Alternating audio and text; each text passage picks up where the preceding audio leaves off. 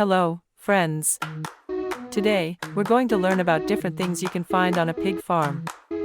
Each word will come with a bright picture and a fun sound to help us pronounce it correctly. Are you ready to learn about a pig farm with me? Let's go. Pig. This is a pig. Piglet. This is a piglet.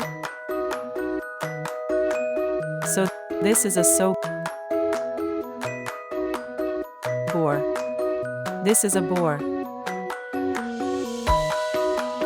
Pen. This is a pen. Mud. This is mud. Trough. This is a trough. Barn. This is a barn. Hay. This is hay. Slop. This is slop.